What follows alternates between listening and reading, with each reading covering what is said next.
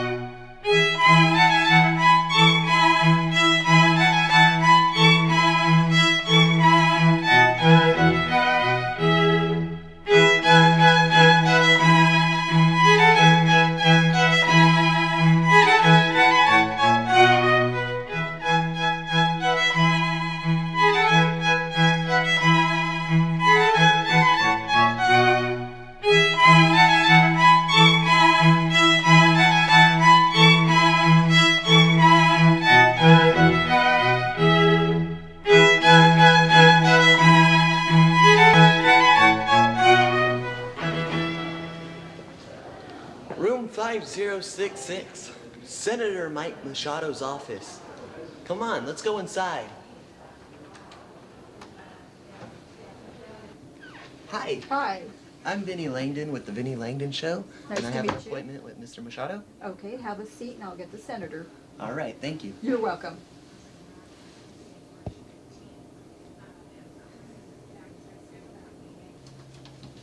Hi, Vinny. Hi. Hi, I'm Erica Fremont, the Senator Scheduler. Nice to meet you. Nice to meet you. And come on back, the Senator's ready. Okay. Thank you.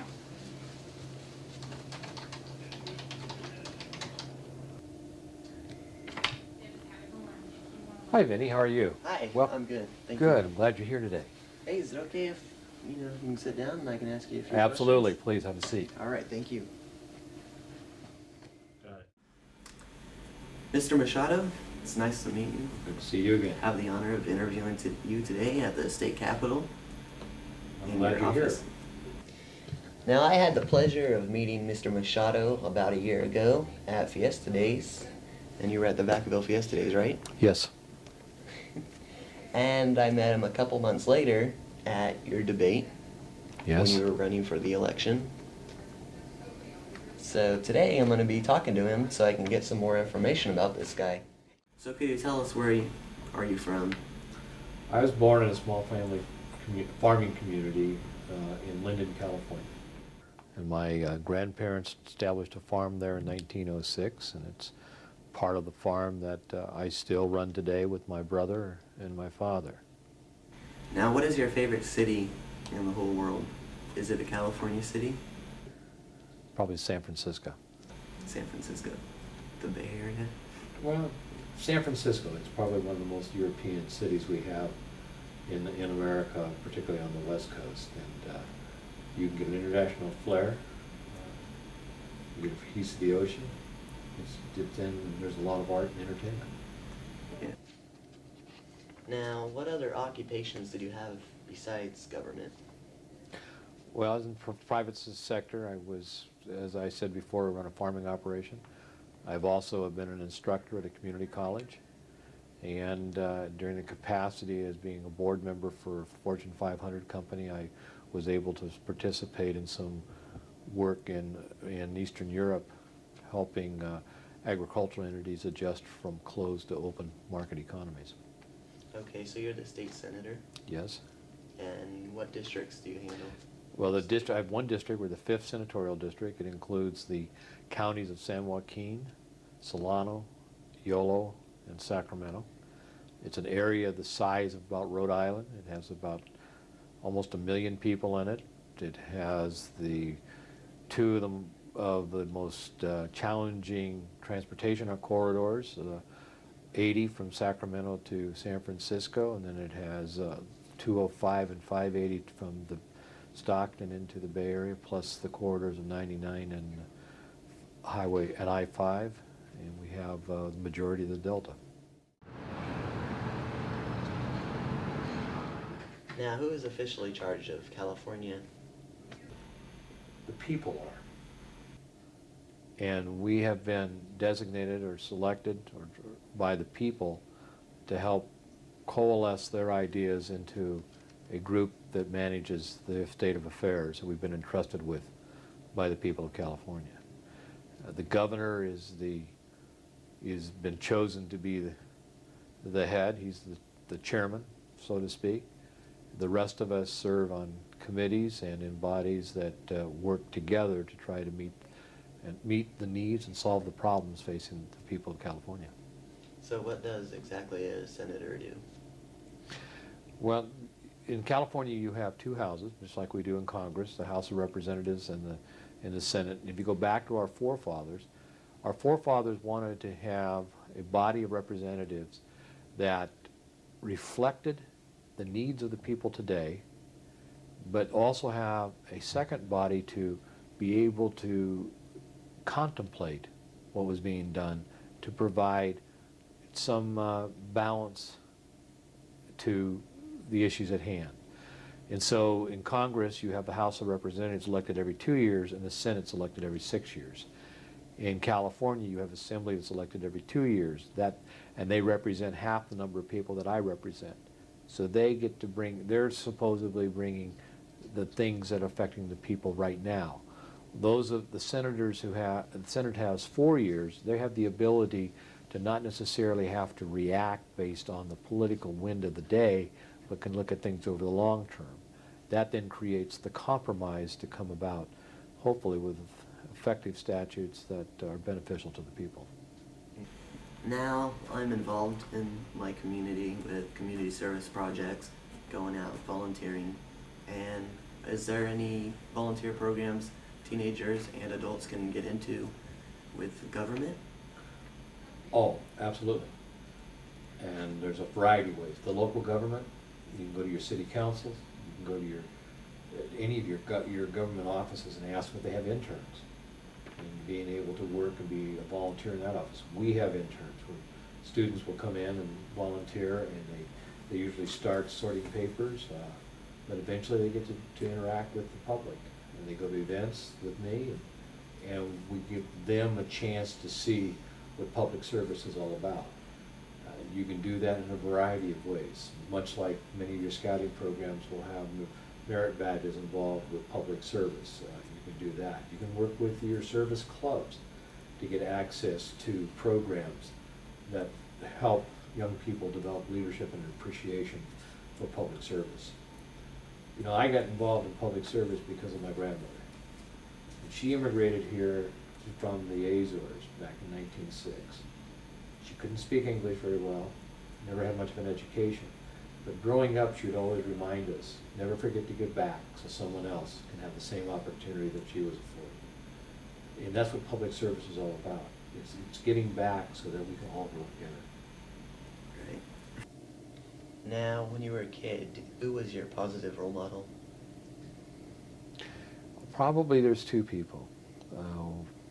I had the fortunate, when I was in grammar school, to be able to see John F. Kennedy when he was campaigning for president. And I've always admired his vision and his sense of good that government can do. And then another gentleman that I got to meet once was Hubert Humphrey. And I've always been somewhat attracted to them and the ideals that they stood for. Well, educated in California, the public school system did a very good job teaching me about the missions in the 4th grade, about state government in the 8th grade, and my civics courses about the U.S. government in high school. And along the line, I took a poli-sci course. But a lot of what you do here is really life experiences.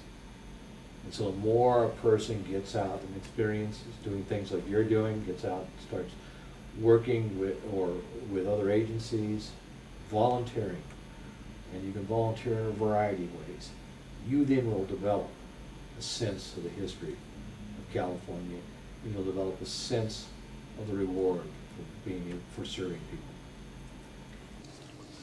Now, what is special about California to you? California is unique in its own self. Very few places where you'll find the diversity of landscape, the richness of the Central Valley, the ability to be 2.5 hours from the ocean to the ski slopes, to be able to have the Death Valley and the desert, and to have the lushness of the forest to the north and to the coast. You have a diverse economy with ranges from entertainment, manufacturing, biotech, agriculture, computer science. You have some of the great educational institutions in the world with the University of California, with UCLA, with Stanford. You've got a great public educational system that helps young people be able to get a good education and become productive citizens. And we've got a society that reflects the world in terms of ethnic diversity, which is also a reflection of some of the ideals that our country has in terms of tolerance. There's opportunity. The drive, the attraction that the gold had for bringing people in 1849, California's diversity has that same attraction today, and there's a different gold. The gold that you mine now is the gold of people, of education, and opportunity. Now, is there one thing that you would like to tell the citizens of Vacaville? Vacaville is one of those very special places. That is a community that I've gotten to know and to really admire for the way that people have stood up and come back forth to help support education and the diversity of the arts programs in education, the youth programs that are there to provide opportunity, the great can-do spirit, and I really am gratified for the welcome that the citizens of Vacaville have given me to have the opportunity to represent them in Sacramento, and we remain here in Sacramento ready to serve you. Could you tell us what your favorite color is? My favorite color? It's probably blue. Could you tell us what your favorite food is? Well, there's a lot of foods that are favorite. And as you grow up with Mom, you have one, but when you get married, you have another. My wife's Italian, so it has to be pasta and chicken. Well, Vinnie, thank you. Well, thank you. And best of luck. And if we can do anything else, just keep going forward. Sure, I will. See you later. Keep up the good work at school. Bye-bye. Bye.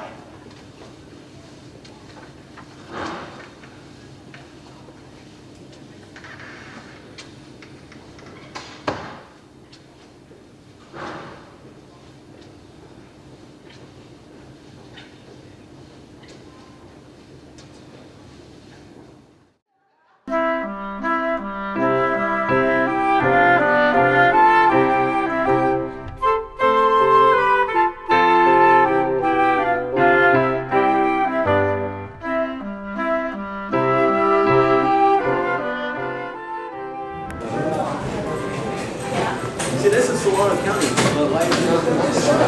I don't know. Who are you? I'm Vinnie Langdon.